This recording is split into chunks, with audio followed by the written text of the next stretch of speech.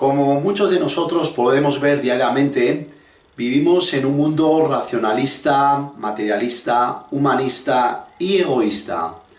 Un poquito en el sentido del todo vale. Ande yo caliente, ríase la gente.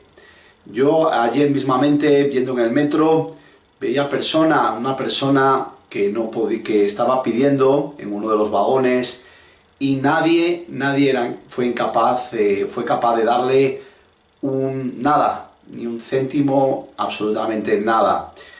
Incluso, pues mucha de esta gente es de la que cree que los relatos del Génesis son mitos.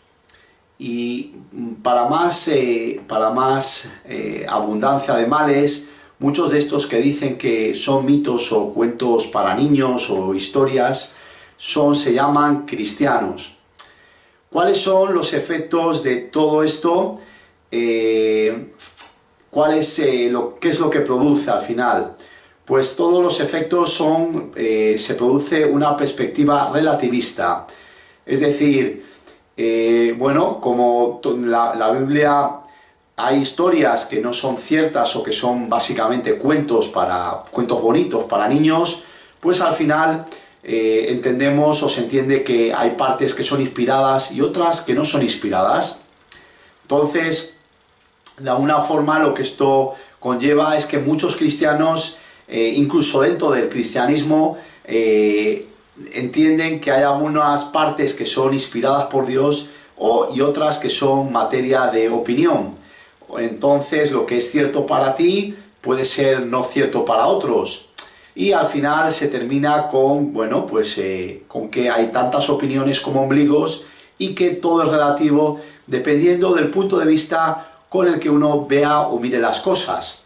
E incluso llegamos al punto donde entendemos que, por ejemplo, el Islam o el hinduismo, el budismo o incluso la mayoría de las religiones del mundo son distintos caminos hacia un mismo Dios, donde, cada uno lo ve de una forma, lo interpreta a su manera y lo entiende como buenamente cree entenderlo.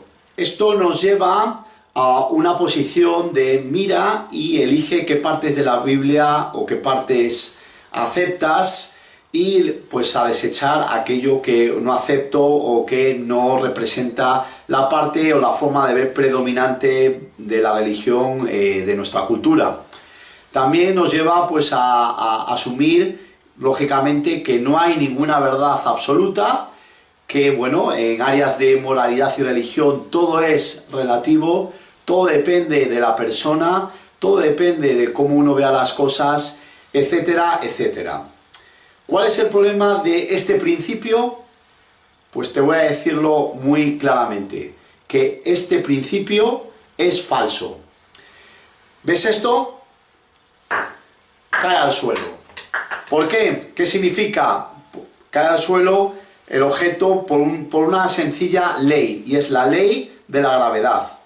Y con esto lo que quiero indicar es que efectivamente sí hay absolutos. Existen, por ejemplo, leyes como esta de la gravedad, donde si uno salta por la ventana está destinado a caerse al suelo y probablemente a matarse. Además, hemos de decir que dos creencias diametralmente opuestas no pueden ambas ser ciertas.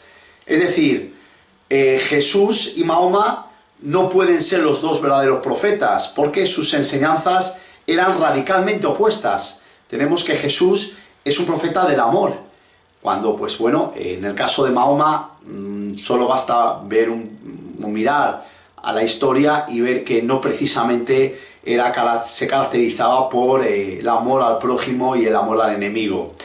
Bien, sí es cierto que en este mundo donde la gente lo que quiere hacer es un poquito lo que quiere, el ser relativista es perfecto y encaja en los cánones de la vida.